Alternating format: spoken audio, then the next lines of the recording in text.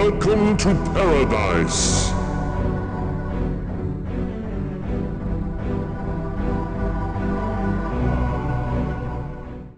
One of the more memorable console additions to Gauntlet Dark Legacy would be that of the general mini-bosses. While not particularly challenging, most of the generals have a special place in the hearts of the fandom for either their iconic looks or otherwise general nostalgia. But who are they? Other than being officers under Scorn's guardians, and in one case, Garm, the 9 generals each have their own stories. How did they get in their shoes? Were their paths to power paved in the blood of their enemies? Or is it rather the chain around their neck? In this video, we will be covering the complete lives of each of the general characters and how they found themselves commanding the armies of darkness. Before we begin, I believe it's important to explain that in Extended Universe canon, there is only one of each realm general. While in the game, generals may show up multiple times in a single level, and even multiple times in a single area, lore only recognizes the existence of one character. So with that being said, every general that you see in a realm is the same person, just challenging the hero multiple times on their quest. Also, some of the generals are involved in larger plots and other key concepts in lore. I will do my best to summarize them in this video, but if you have any questions about any of that stuff, please leave a comment. I am more than happy to explain.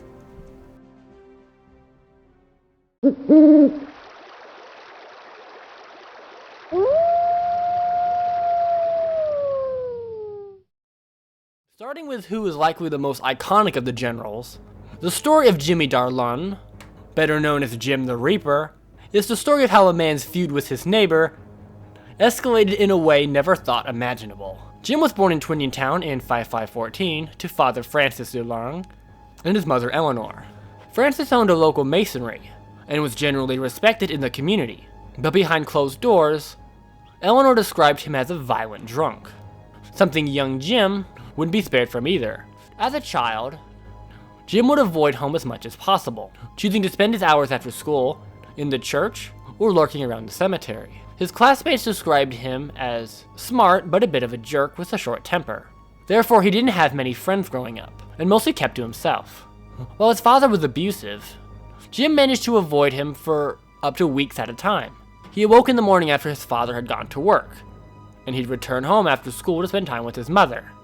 Then he went out again before Francis returned from the masonry. Then Jim would come back home after his father had passed out, then repeat the cycle the next morning.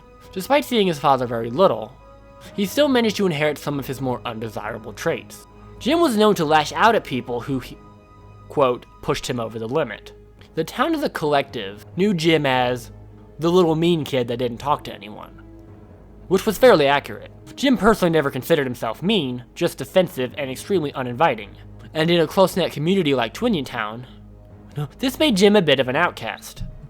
When Jim was 16, his father suddenly passed of a heart attack. Despite their rocky relationship, Jim was rather torn up over the loss, which really only drove him deeper into his shell. The masonry passed to Eleanor, who quickly turned around and sold it. With the money from the sale, Eleanor planned to move to Temperance and start over. Jim, however, refused to go. To explain why Jim didn't go is difficult to summarize, but in short, he was a member of the Blue Maze Party, which is a Twinion Province political party promoting ideas such as Twinion nationalism and regulation on rural land development. Like and subscribe if you want a breakdown on Twinion Province's silly political parties. Jim was never particularly outspoken about his political affiliations, but his connection to the Blue Maze Party was always his excuse for staying in Twinion Town. With the money his mother left him, Jim bought a farm on the outskirts of town and began to sink more and more into isolation. Jim's activities for the next 17 years are a bit of a mystery. We know he married and had at least one child with an unnamed woman. We have zero references to say how Jim was as a husband or details on his children, just that a family existed. Our knowledge of Jim's story probably picks back up a few months before Garm released Scorn. Jim filed multiple complaints to the city and captain of the guard, demanding an investigation into his neighbor, who he called, quote, the bad kind of witch. In these letters, Jim accuses this person of sabotaging his crops and slaughtering his animals for occult purposes. Of these letters, we only have one of them, the final one he sent, in which he expresses if the authorities continue to neglect his concerns, then he would deal with the matter himself. Considering the only details we have on this feud come from Jim's letter, it's impossible to say exactly what was going on with him and his neighbor. But considering the authorities' lack of response, it's likely Jim was either lying or exaggerating his claim. Either way, the city's verdict on the situation was not to Jim's satisfaction. He supposedly confronted his neighbor and threatened her with an axe. We know the neighbor defended herself with magic and casted some kind of hex on Jim. The exact spell she used isn't known, but Jim's mind quickly began to slip away from him. He first reported losing his ability to sleep. Not that rest was hard, but that he couldn't do it at all. Then the voices started. It's unclear if they were a direct effect from the spell, or brought on by Jim's insomnia. Either way, the lines between reality and illusion were quickly becoming blurry to Jim. He was adamant that the voice in his head, or at least the main one, was Death himself. And I don't mean one of these dungeon guys. I mean the Death, Big Daddy Reaper, complete with pale horse. Jim expressed to a local priest that Death was calling upon him to be his servant and to kill on his behalf. It's unknown how the priest responded to Jim, but no action was taken. Jim's condition got worse and worse until one day he finally snapped. Giving in to the voice, he made himself a Reaper costume out of some blue shirts, grabbed his largest scythe, and pledged himself as the Reaper's harbinger. The first thing he did was slaughter his neighbor. He supposedly just charged straight through the wall and thoroughly butchered her. Then he made his way into town where he broke into a small house and completely shredded a family of 4. Hearing the commotion, neighbors alerted the city guards and it didn't take them long to catch up with Jim. Jim supposedly killed 2 more people while fleeing the crime scene. The guard tracked him to an abandoned barn outside of town where he was caught. The police report on the incident summarizes the events that played out in the barn, reading, "Suspect quickly became belligerent, incited guard force to respond with aggressive force to apprehend the individual. Suspect was believed to be under the influence of magic, demonic possession, or dangerous narcotics. Suspect required 4 armed guards to properly subdue, injuring many of us in the process." The guard then proceeds to describe the gory crime scene, before continuing, stating that Darlong nearly escaped on numerous occasions. When he was brought out, Jim was quickly surrounded by angry townsfolk, who proceeded to hang him on the spot. Baron Gulch's actions years before shook the foundation of the legal system, and even now, the reformed system wasn't without its kinks.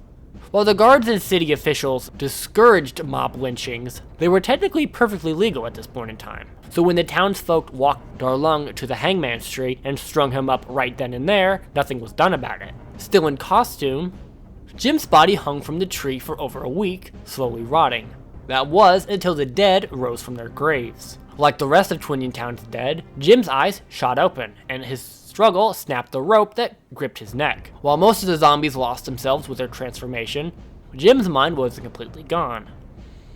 Well, it depends on your perspective. The knowledge of who he was gone.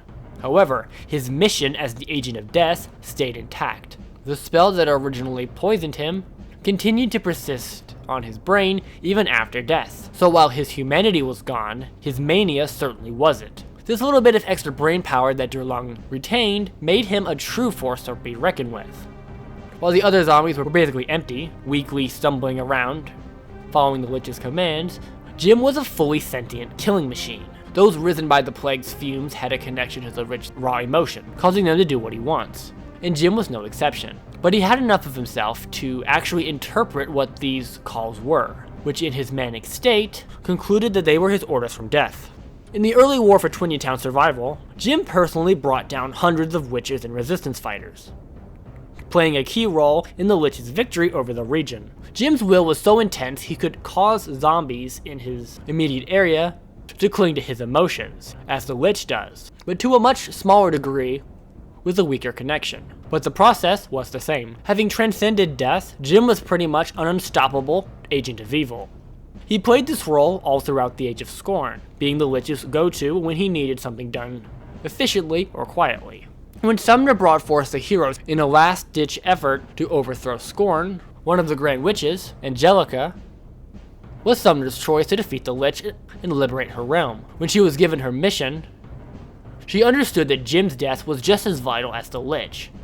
Even with the Lich dead, she believed Jim could keep them organized enough to prevent a proper siege. During her quest through the Forsaken Province, Angelica would face Jim numerous times. While she was skilled enough to keep him back, she couldn't properly kill him, at least until she made her way to the stairs of the Lich's crypt, where Jim confronted her for a final time. It's believed the two actually exchanged some dialogue, with Jim calling her a Malefica, with Angelica responding, telling him that he should have stayed in that tree. Jim charges the Yellow Sorceress, only for her to jump to the left and push him with a wind spell, causing Jim to fall into the abyss at the bottom of the mausoleum. He fell hundreds of feet, landing in the underground cave attached to the bottom of the tomb, his body violently exploding on impact. While Angelica went on to fight and defeat the Lich, Jim Darlun, the Twinian Reaper, was no more. In the years following the death of Scorn and Garm, Twinian Town would come to recognize Jim Darlun as one of the most destructive individuals in the realm's history. While the Lich was technically worse, Jim was the one on the front lines slaughtering innocents. Also, by the time the Lich was brought back a second time, only a handful of people remembered his actions all those years ago, unlike Jim, whose victims were fresh. Not to say the Lich's crimes were downplayed, but people forget and move on to the latest catastrophe. The generations born after the Age of Scorn ended often fantasized Jim as a symbol of fear and of classic horror thrills. Children told the story of Jim around their campfires, and the truth of his story began to blur amongst the hundreds of legends and folktales that surrounded him. The story of a man dressing as a Grim Reaper and going on a killing spree hit a nerve with young horror enthusiasts and those ignorant of the real trauma he inflicted. His status as a pop culture icon in Twinian Town numbed the severity of his actions and the lives of those he took. While kids had their fun dressing as him for Sam Hain's night, those that were around at the time, especially the witches, never forgot the cries of the night from the Twinian Town Reaper.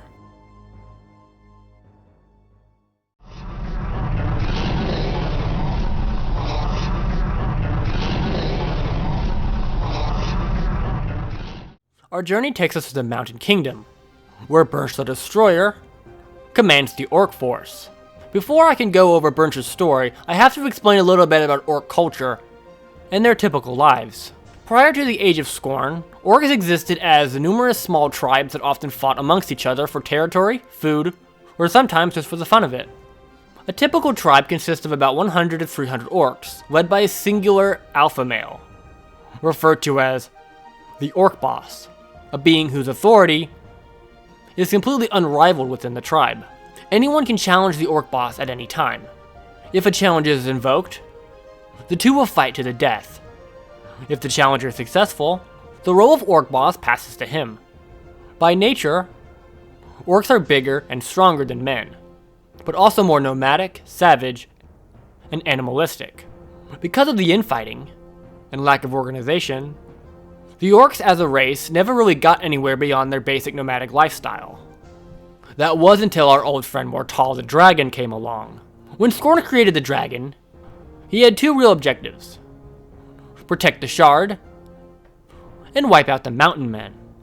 While the dragon could have likely done it personally, he was more of a sit back and move my pawns type. Tal quickly set his sights on puppeting the Orc force. While he considered them dumb animals, he recognized their strengths and efficiency in battle. Assuming he could get them to work together, they could easily rival the mountain men. He summoned the leaders of the 10 biggest tribes in the Mountain Kingdom with an offer: serve him or be destroyed. This is where Burnch comes in. Burnch controlled the second biggest Orc clan in the entire realm, with a little less than 400 under his banner.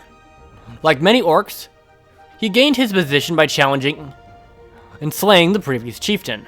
He and the 9 other top Orc bosses quickly agreed to the dragon's terms, and over the course of the next few weeks, all the Orc tribes began to come together, later ambushing and forcing in smaller tribes into the expanding new empire.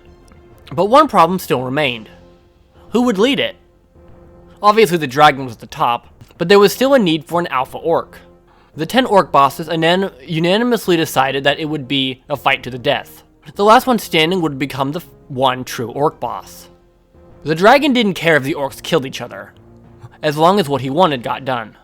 Burnch was the overwhelming victor of the boss's test of strength, having killed 4 of the 9 he was up against. With such a large tribe now at his disposal, Burnch was challenged a lot, but surprisingly, he never lost a battle, causing the frequency of challengers to decrease over time.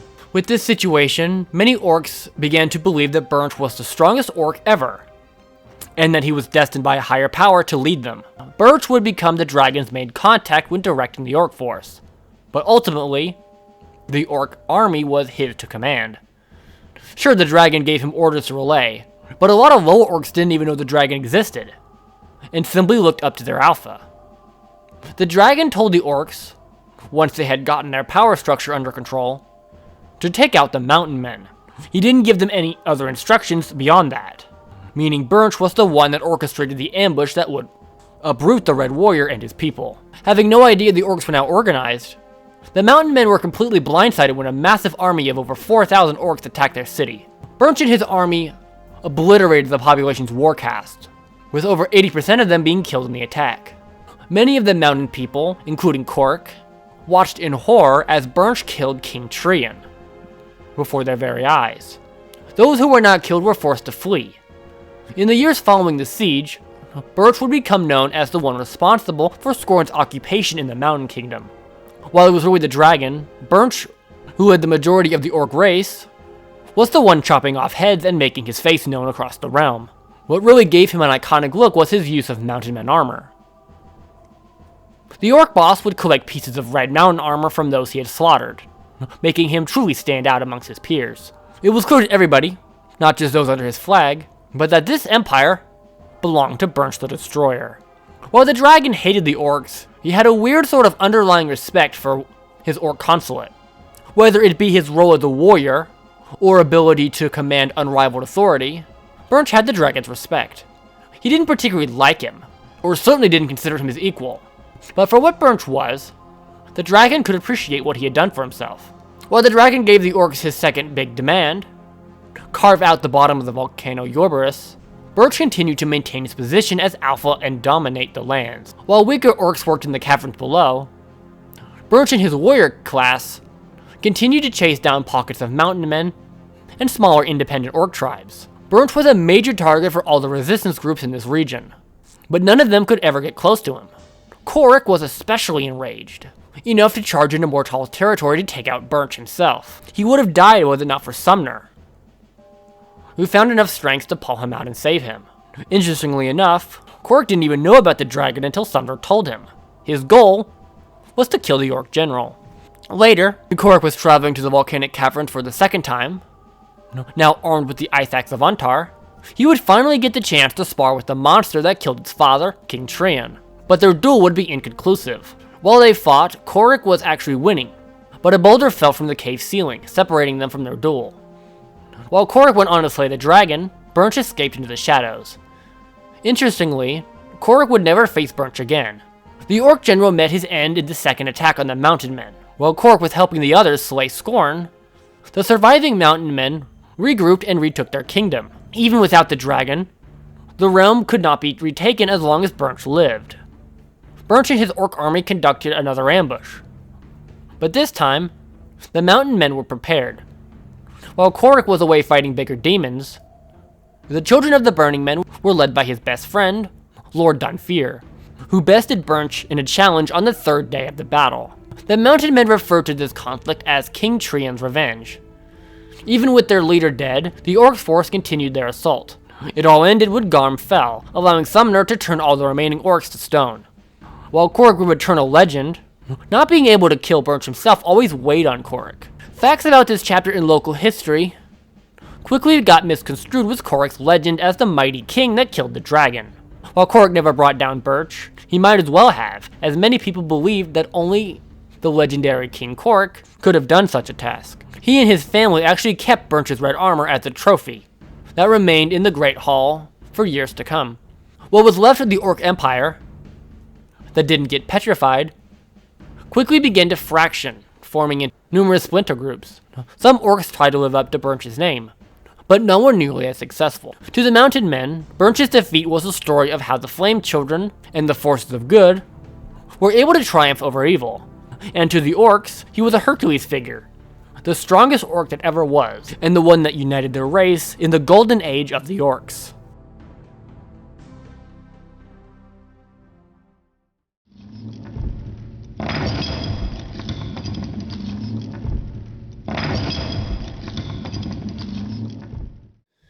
Speaking of monstrous warlords, let me bring your attention to Algarn the Beheader. Unlike most on this list, Algarn doesn't actually have that much history. He was created alongside the rest of his race, the Iron Lycans, by Scorn in order to take the castle stronghold from the Valkyrie and the Storm Children. Algarn wasn't actually intended to be the Lycan leader. That belonged to another unnamed Lycan warrior, and Algarn was to be his second. At some point, during the 10-year siege to take the castle stronghold, Algarn started to blame the unnamed leader for their lack of progress, and started what was essentially a Lycan civil war. We don't have the details on this skirmish, but we know that Algarn's side was victorious, making him the unquestioned leader of the Lycan army. He also wore the skull of the previous general as a trophy, and for intimidation factor. Despite the change in leadership, the Lycan's efforts to capture the castle stronghold remained mostly unchanged. That was until the Chimera came to be. With Scorn's first elemental beast, the castle stronghold quickly fell and the Lycans broke through the gates. Fortunately, most of the castle population was able to flee through various secret escapes around the fortress. This isn't to say Algarn was robbed of a bloodbath, because he certainly wasn't. Plenty of guards and even a few Valkyrie were slain by Algarn personally. While the Chimera made his keep on the roof of the central tower, the Lycan Alpha and his men made themselves comfortable in their new flying fortress. This wouldn't last long, however. Summoner's Call to the Heroes, marking the start of their legendary quest, occurred less than a week after Algarn took his first seat in the Red Throne. Freya would return and quickly make her way to the Chimera's keep, armed with Rasha's sword. Freya actually talks quite a bit about her encounters with Algarn on the way to defeat the Chimera. She says that she encountered him 3 times. The first, he retreated after Rasha's scimitar shattered his axe, as if it were made of glass. The second time was in the castle barracks, where she pushed him into a massive aqueduct. She says the third time was in the castle treasury, where he tried to take her out with a massive longbow. She turned around and launched the scimitar toward him, swiftly decapitating him, much how she would against the Chimera's lion head shortly after. Even without Algarn, the Lycan forces was still very strong and capable, but after Garm's death, their reign came to a swift end. Algarn was never really remembered by the Bannorn at large, mostly due to him spending the vast majority of his life trying to break into the castle's stronghold, not crushing innocents or slaughtering populations. Even the castle people didn't know him by name. If not for his towering size and interesting fashion sense, he wouldn't have stood out at all against those he thought to conquer. This isn't to say he was completely forgotten. Freya would never forget him, the one that killed her sisters and the face she put to the invasion. 10 years of suffering the kingdom endured because of him and his kind.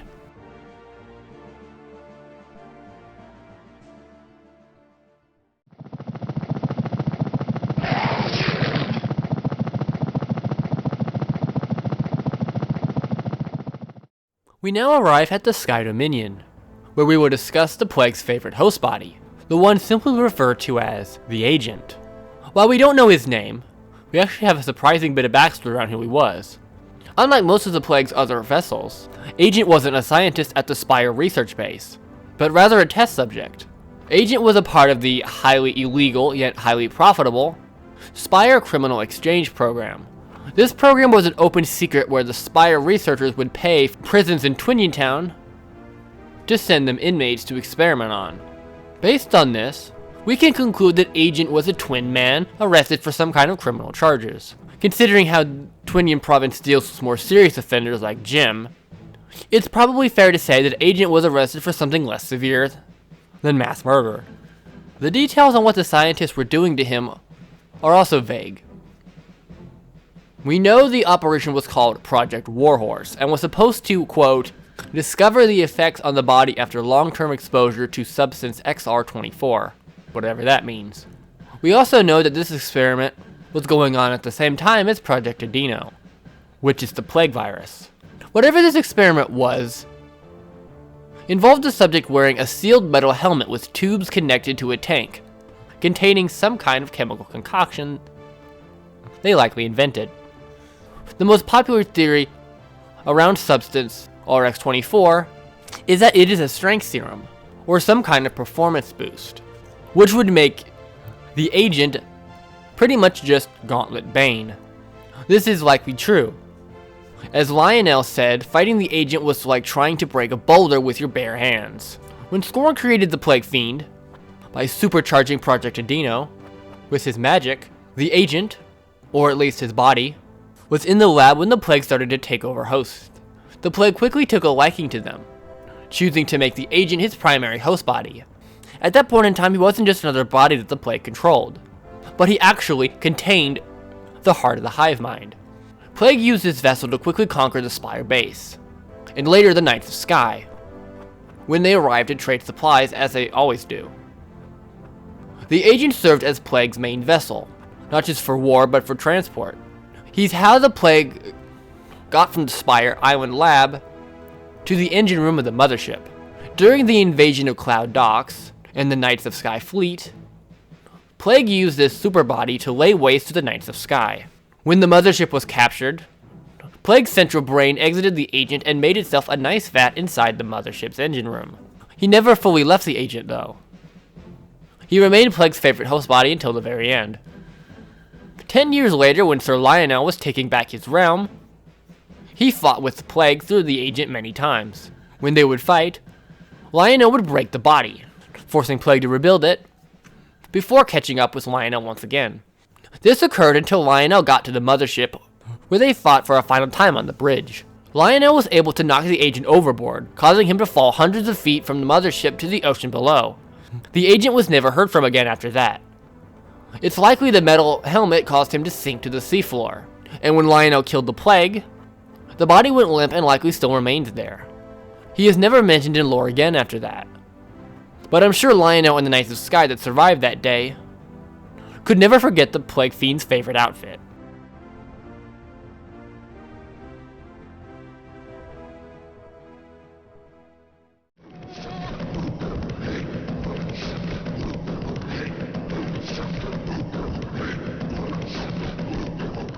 Even before the Spider Queen was even a concept, Pterodon the Mighty was an infamous name in the culture of the Forest Realm. To fully understand who the Forest General is, we have to go back, way back to before the elves even existed. Here we will find the ancient Forest Realm guarded by a race of lizard people called Ancient Keepers, unlike the monstrous modern Keepers we all know. The Ancient Keepers were peaceful, wise, and immortal.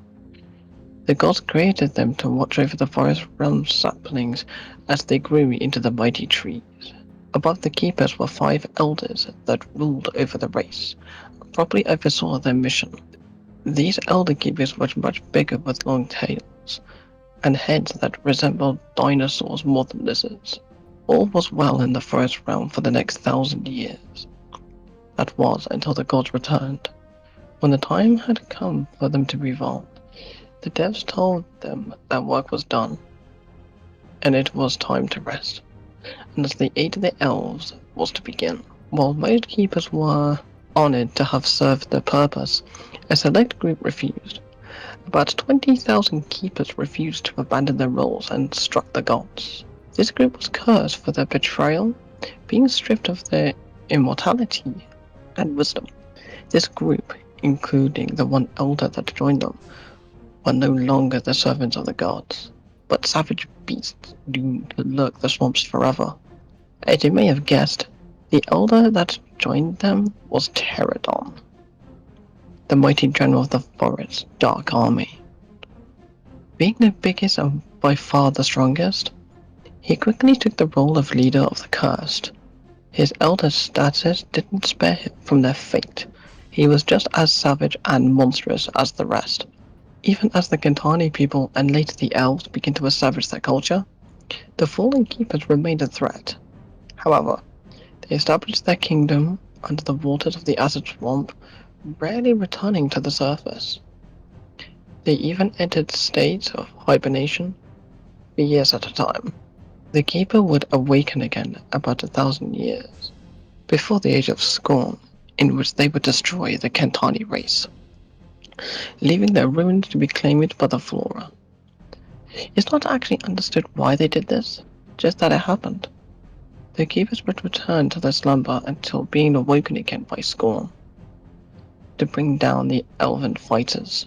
Pterodon and the keeper didn't actually do much against the elves, as that was mostly done by the Ents. The Ents followed the natural flow of the forest sentients. With the keepers and the spider queen just existing in the forest realm was a naturally darker place, causing the Ents to act violently. Pterodon spent most of the Age of Scorn defending his position as the Keeper General. He was constantly being challenged. Due to his massive size and experience, he was never bested. He likely ended up killing more listed people than Eowyn did. When Eowyn made her way to fight the Spider Queen, Pterodon proved to be her biggest foe. Knowing the story of the ancient Keeper and the betrayal of the cursed group, Eowyn was very familiar with who Pterodon was. She would face up against the dinosaur man multiple times, with Pterodon always retreating when he was beginning to falter. What was interesting was that Pterodon wasn't particularly hunting Eowyn, they just happened to cross paths frequently, and being a savage beast, Pterodon attacked on the instant each time. In the large branches, Eowyn finally managed to put him down by getting an arrow in his neck between his armored plates. After Scorn was defeated and the realm retaken, the elven people retrieved his body and gave him a proper burial. The elves honored him for his actions before the curse and how, as an elder keeper, he paved the way for their existence. His weapon was kept as a symbol of the elven victory over the keeper race. Even after he died, the lizard people didn't have time to sort out their command structure, as they all busted into flames following Gorm's death before they could think about it. Pterodon, despite his status amongst the cursed, was never really held in a special regard when discussing them in history lessons. Just that he was an elder that joined them in falling to the dark side. The elves mostly focused on the ancient keepers before their time ended, and how Pterodon was known to be before becoming a monster, mostly out of respect for the keeper race. He mostly faded from history after that. Other than Eowyn, not the elves even knew that Pterodon was even around when the keepers came back, so he didn't live in infamy or anything. Just an interesting footnote in forest history.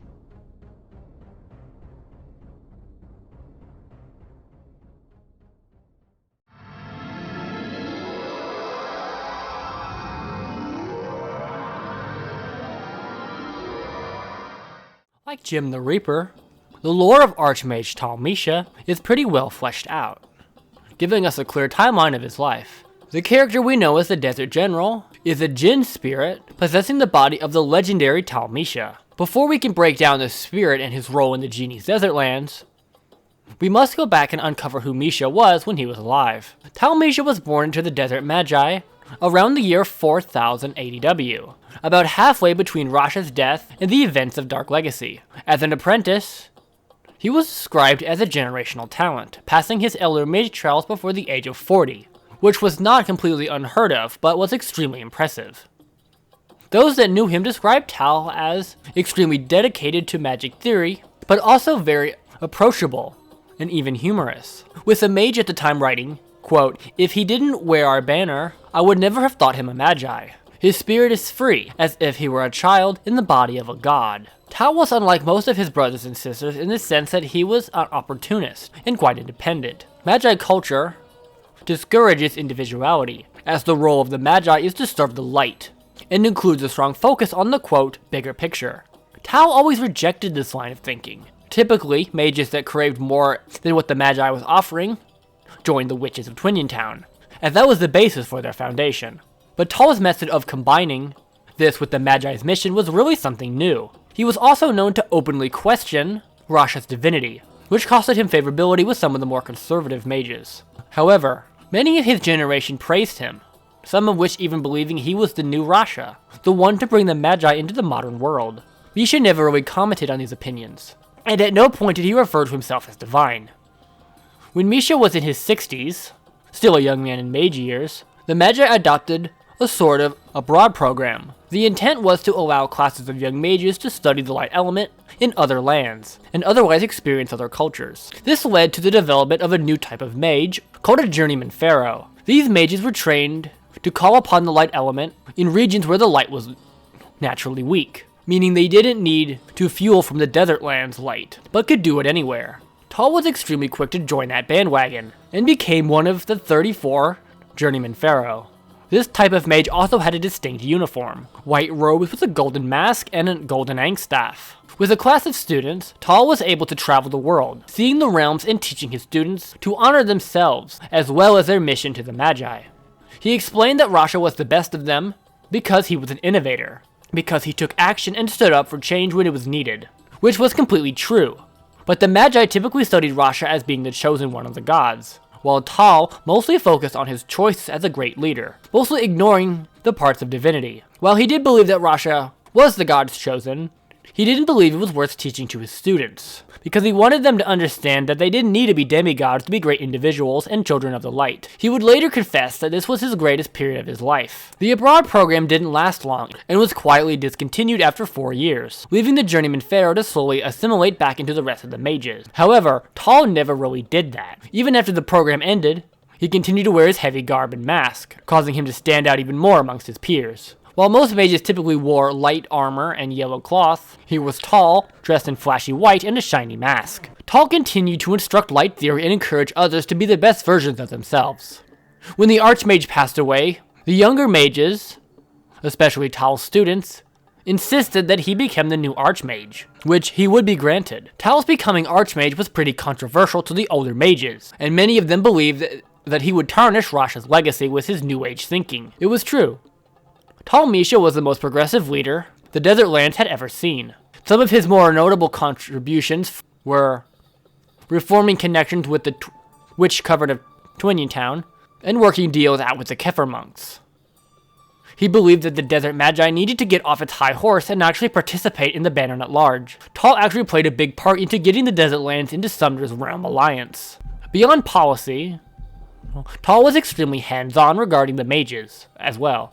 When rumors about a massive snake lurking in the underground tombs emerged, Tal went down there personally to investigate. Misha would actually find the grand snake and slay it, harvesting its venom in some magic bellows to prove it. This was when Tal Misha officially became a legend. Through stunts like this and his efforts in world affairs, Tal, and by extension the Desert Lands, became highly respected on an international level. Tal would remain Archmage until his passing of natural causes. Tal's predecessor wasn't nearly as successful and halted the progress of the realm's international involvement, which wasn't particularly a bad thing, but it certainly wasn't Tal's desert realm anymore. Tal was buried in the Mystic Pyramid alongside other archmages and heroes of the realm. He and his toxic bellows would rest for hundreds of years. That was until Scorn awoke the genie, beginning the third and final Jinn conflict. The Jinn spirit that would end up possessing Tal Misha's remains is only referred to as the Genie Second. We don't know much about him other than, yeah, he was the Genie Second in command. For the rest of this, I'm going to be referring to him as Second. Second is believed to have fought in both of the previous Jinn Wars, and was imprisoned alongside the Genie with their defeat in the Second Jinn War. It is believed that Second was instructed to possess a mage mummy from the pyramid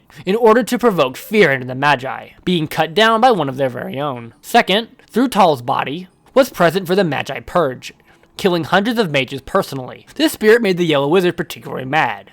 Cirrus was one of Tal's students, so seeing his master and friend being controlled by their natural enemy made him a special kind of enraged. Second also played a large part in the Magi Scurf Crusade, which were failed attempts by Magi resistance fighters to take back the city. During the Age of Scorn, Second acted as the Genie's top man and most trusted ally. During the Dark Legacy quest, when Cirrus, the Yellow Wizard, and current Archmage, was fighting to take back the realm, he would encounter Tal Misha multiple times, proving a constant nuisance to Cirrus. In the Tombs of the Undead, Cirrus would finally expel Second from Tal's body, allowing him to return him to rest. Also, he took Tal's bellows to help Eowyn with the Spider Queen. Despite Second's attempts to tarnish Tal's reputation, he was mostly unsuccessful. The Magi, and history as a whole, continued to remember Tal for the man he was in life, a teacher, a leader, and a friend.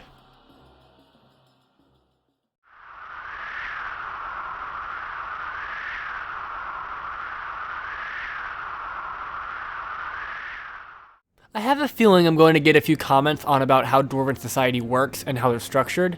It's not super critical to understand the story of the Ice General, but I think it helps to establish some expectations, I suppose. Underneath the surface of the Ice Domain, the dwarves live in massive cities. We never see these cities in the game, but this is where they live. Most of the places that we see in the Ice Domain in the game are ore treatment and mining structures on the surface. Dwarven societies are made up of smaller groups called houses. Typically, Dwarven houses are made up of powerful families or some kind of profession, such as House Untar, which is strictly warriors. Each house has a seat in the assembly. That makes up the Dwarven Senate, which is the backbone of the Dwarven government. Like real politicians, Dwarven houses have allies as well as rivals. They vary in size and influence and all have public reputations and political motivations. There is also a Dwarven king, whose family is a Dwarven house in itself. His influence in the Senate is no stronger than any other house, but his position tends to influence how certain houses vote, so he can play a critical role. I could talk more about Dwarven government and society all in its own video, but I think this should be enough to get the general picture of the purpose of this video. Sadly, most of the information that we have on the Ice General and Extended Universe is just bits and pieces, but we can kind of build a story out of it.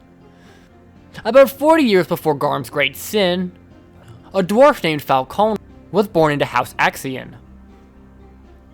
Unlike the rest of his race, Falcone was a massive guy, not just by Dwarven standards but humans as well.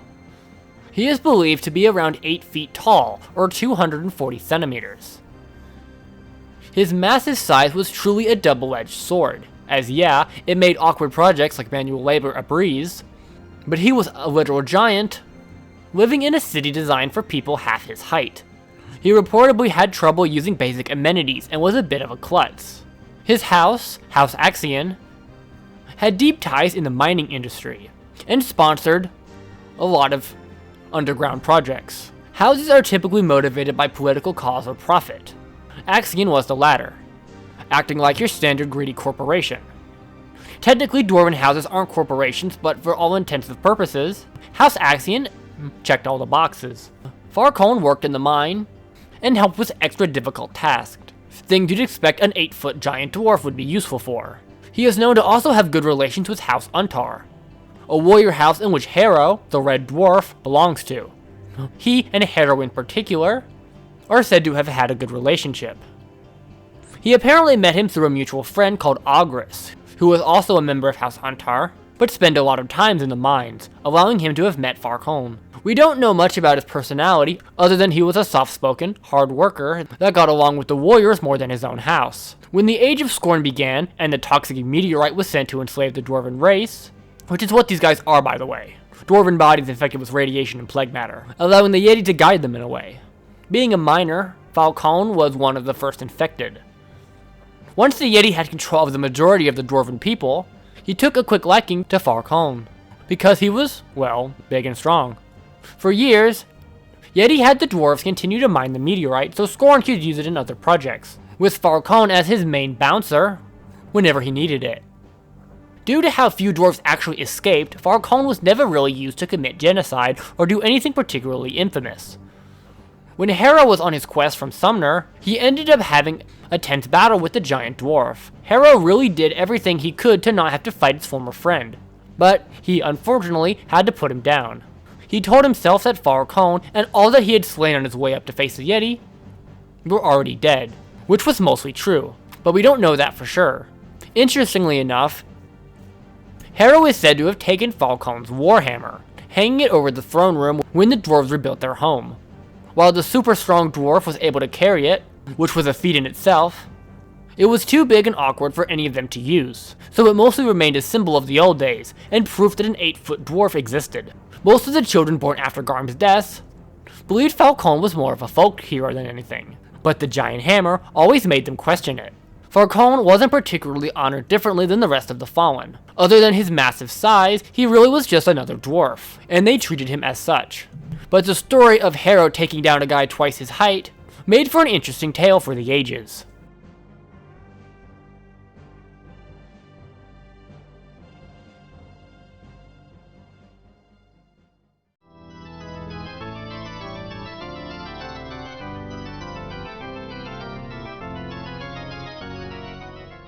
The Dream General is a little unique in the sense that he doesn't have lore. As a Dream Spirit, we have no idea who or what he is, if he is even real at all. Just that the Jester brawled with the Blue Demon Spirit more than once. And for all we know, there could have been multiple. The Book of Bennetts refers to this guy as the Right Hand, which can mean anything. But that's the thing with Dream Spirits. They don't have lore, because they can't. At least in a way our human brains can comprehend it. So I'll just say this. The Right Hand is a thing that exists. Probably, or not maybe. Your guess is as good as mine.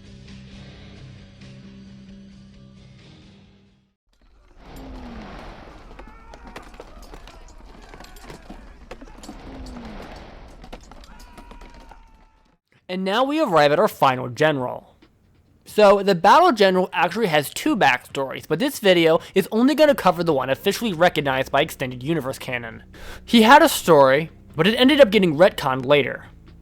But most of us are okay with it because we consider the second story better and a little more grounded than the original. So here it is. I might talk about his old story in a video about lore retcons.